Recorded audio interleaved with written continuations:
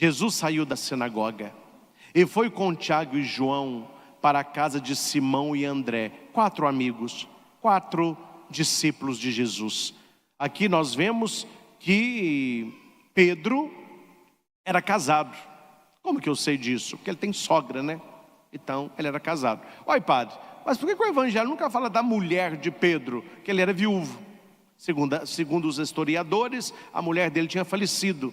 E naquela época, o bom relacionamento com a sogra era trazê-la para a sua casa, se a mulher houvesse falecido. É por isso que a sogra de Pedro está na casa dele acamada. Em outro sinal que o texto dá, aí estudando, profundamente a Escritura, é quando a mulher é curada e ela passa a servir Jesus e os discípulos. Não era função da sogra. A sogra é a matriarca, é a mulher mais velha. Então ela fica na sala. Quem serve é a filha. A obrigação de servir visita é a mulher, é a esposa. Por que a sogra que serve? Porque não havia mulher ali, não havia esposa. Então o que a história entende? Que Pedro era viúvo, porque nunca se falou de mulher de Pedro, o nome dela nunca apareceu, a mulher é totalmente esquecida, mas a sogra está aí presente. Dito isso, a sogra de Simão estava na cama com febre. Aqui a febre é uma outra palavra para sofrimento. A sogra de Pedro pode ser eu e pode ser você. É uma pessoa que tem um sofrimento na vida, uma situação que você não consegue resolver sozinho. E aqui eu já abro um outro parênteses. Não basta estar doente, é preciso ser simpático. Mantenha a sua boa convivência com os próximos, para que quando você estiver doente, eles se tornem ainda mais próximos e não se tornem distantes. Estou abrindo o leque aqui para a gente pensar. Eu gosto de estudar a Bíblia assim, você tem que ir rasgando o texto. Se a sogra de Pedro fosse uma mulher chata, implicante, fechada, negativa, eu tenho certeza que eles tinham falado assim: Jesus está chegando, fecha a porta, ninguém está um pio, viu? E se Jesus ver essa mulher, ele vai curar. Eu estou doido para ela despachar. Eles esconder a mulher. Não, aqui acontece o contrário.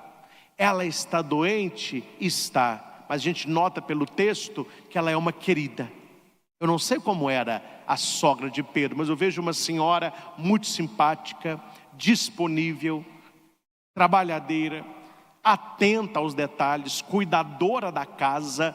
E eles sentiam falta daquela mulher com saúde. Eles sentiam falta daquela mulher no seu dia a dia. E o texto diz que quando Jesus chegou àquela casa, não teve beijo, não teve unção, não teve cafezinho, não teve abraço. Eles logo contaram a Jesus. Aquilo que é importante é a notícia principal. Olha que mulher fantástica. Olha que mulher que marcou esta família e os amigos da família. Eles se preocupavam com ela. Certamente eles se preocupavam com ela, porque na saúde dela, ela se preocupava com eles. Padre, ninguém lembra de mim, você lembra dos outros? Ninguém me abraça, você abraça os outros? Ninguém me trata bem, você tem tratado bem os outros? Comece aqui, o negócio não é de lá para cá, é daqui para lá. E essa mulher, ela é valiosa. Então eles contaram logo a Jesus. Meus irmãos, quando você for rezar, não fique patinando no gelo e nem amassando barro.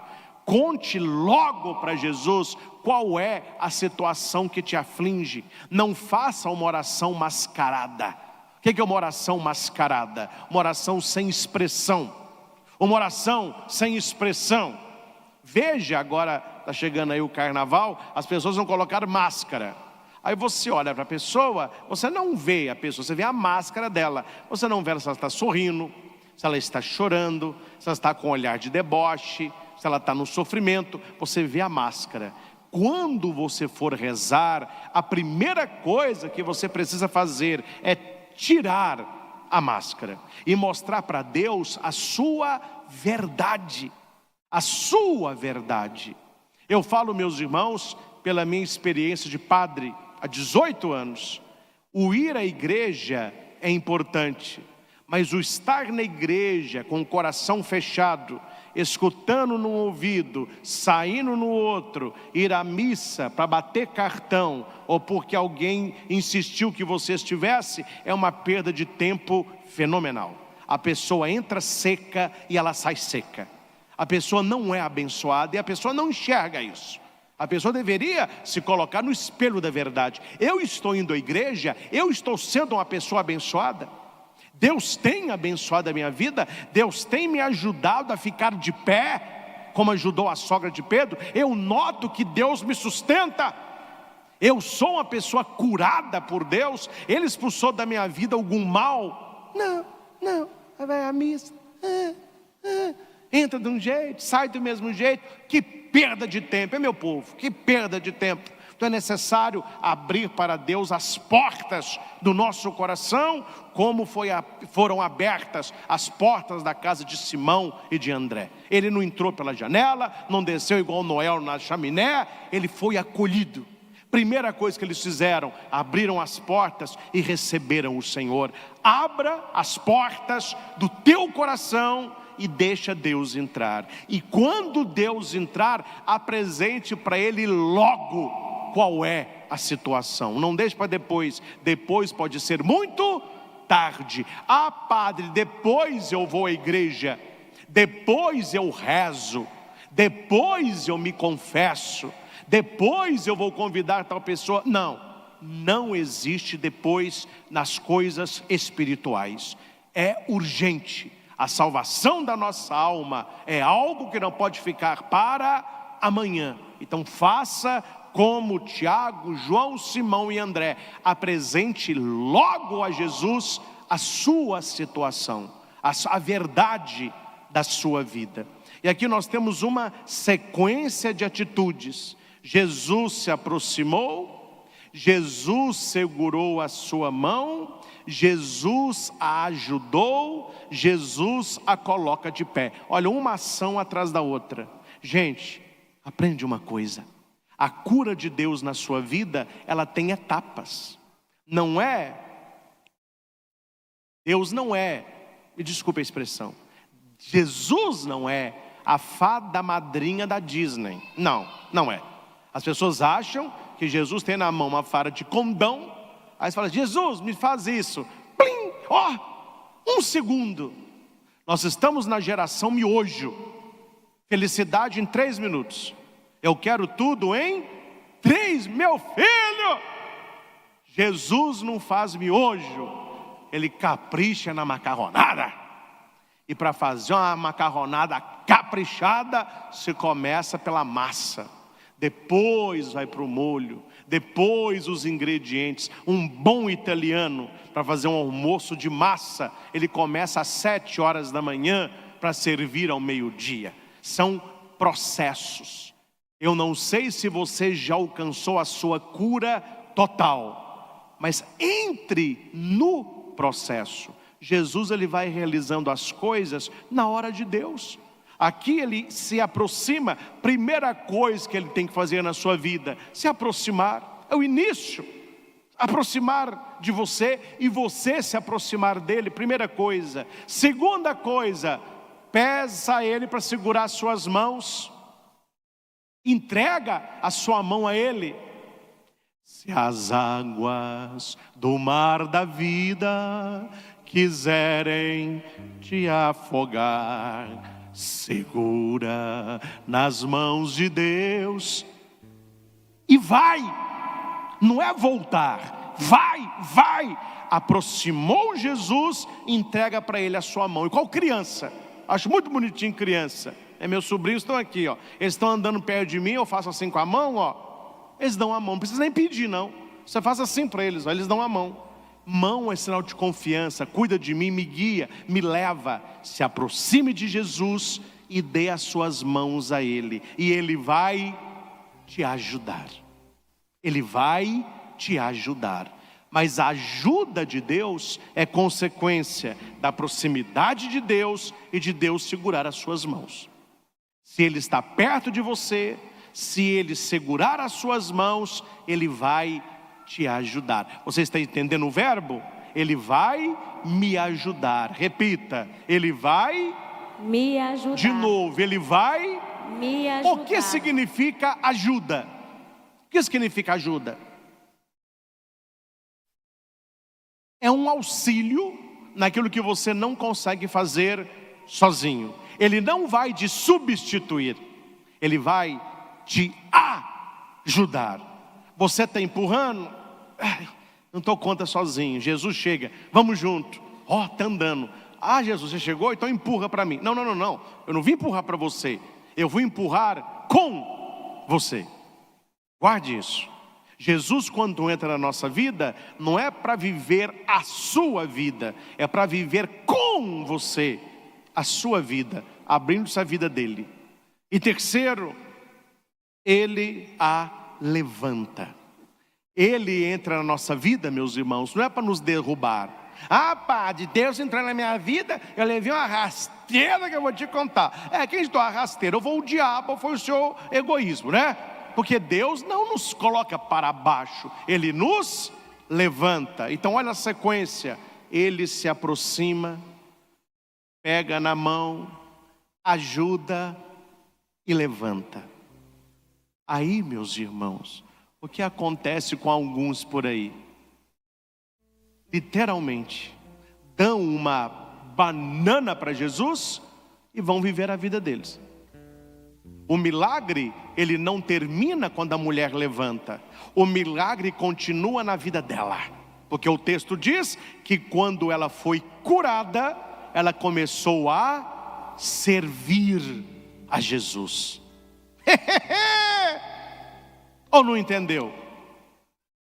Você pode rezar, meu filho, novena, dezena, menzena, anuena, para conseguir uma graça. Se Deus olhar para o teu coração e ver que aquela graça não vai te levar a servi-lo, mas vai te levar ao pecado, vai te levar à distância, vai te levar à descrença, ele te mantém na sua posição, porque quando você está na pior, você está rezando. E quando você não recebe a graça, você vai à igreja. E quando você está com o nariz lá embaixo, você está fazendo adoração, está rezando o terço, está procurando vida de santo. Aí quando você melhora, eu não quero mais a Deus. Não receba a graça. Quando é que a graça é nos dada? Quando Deus olha para o seu coração e você vai dizer: Senhor, eu quero a graça para te servir melhor. Eu não quero ficar nessa cama porque eu quero pregar a tua palavra, eu quero ajudar as pessoas, eu quero salvar a minha família, eu quero restaurar meu casamento, eu quero ser sal, quero ser luz na faculdade, no meu trabalho. Aí a cura acontece, sem julgar A ou B. Eu já vi casos de pessoas pedindo a Deus uma cura, e a cura foi dada, e a pessoa voltou para a mesma vidinha miserável e desgraçada de ontem. Só voltando aqui. Meus dias correm muito rápido, como a lançadeira do tear, se consomem sem esperança. Lembra-te da minha vida, é apenas um sopro, e meus olhos não voltarão a ver a felicidade. Meu filho, por que os seus olhos não voltarão a ver a felicidade? Porque eu bebi demais, estou com uma cirrose desgraçada, e o médico disse: se eu não tratar, eu vou morrer. Então, meu caro, trate o seu físico, mas trate o seu coração. Volte o seu coração ao Senhor, reze, se converta, peça que Ele te livre deste vício. Aí a pessoa começa a experiência, ela se aproxima, Jesus pega nas mãos da pessoa, Jesus a ajuda, ela fica um tempo longo sem beber, ela fica de pé, começa a ganhar peso, começa a trabalhar, aí vai no médico. O médico fala: meu filho, você está um coco, mas melhorou demais. Aí ele reúne os amigos para beber. Não tem nem que explicar nada. Vai e volta. É o cristão ioiô.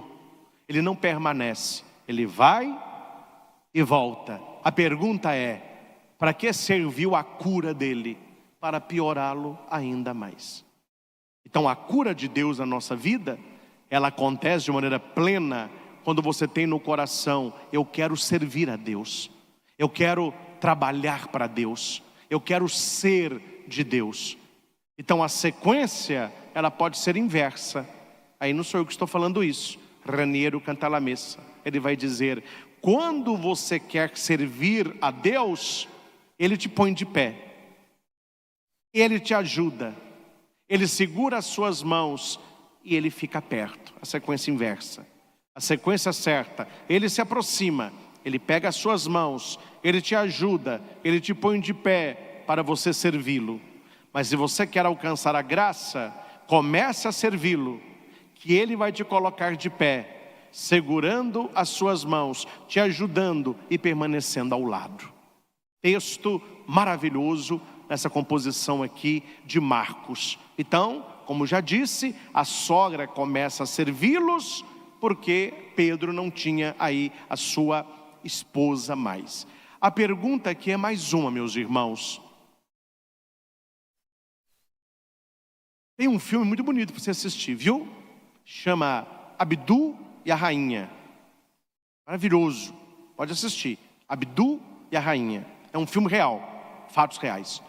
A rainha precisava de um servo, e ela recebe lá um hinduísta, parece, para levar para ela uma medalha, e ela acha o moço muito bonito. E o rapaz é muito educado, e ninguém nunca olhou nos olhos da rainha. E ele olha nos olhos, eles falam: não olhe no olho dela. Você entrega a medalha e vai embora. Aí a hora que ele está saindo de fasto, ele olha para o olho dela. Ela vai e olha para o olho dele. Aí ali começa o filme. E ela escolhe ele para ser o secretário dela. E ali nasce uma amizade muito bonita. O filme é muito bem feito, não é? Abdu e a rainha.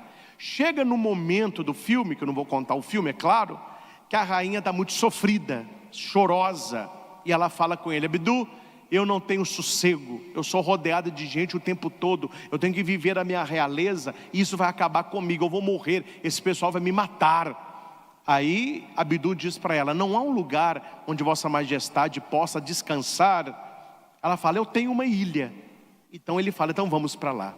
Aí ela fala com a corte, todo mundo quer. Ela fala: não, ninguém vai comigo, só vai eu e ele. Aí o barquinho leva ela numa ilha pequenininha, ela desce, o seu servo desce e o barquinho vai embora. Ficam só os dois. Ela é uma senhora, né?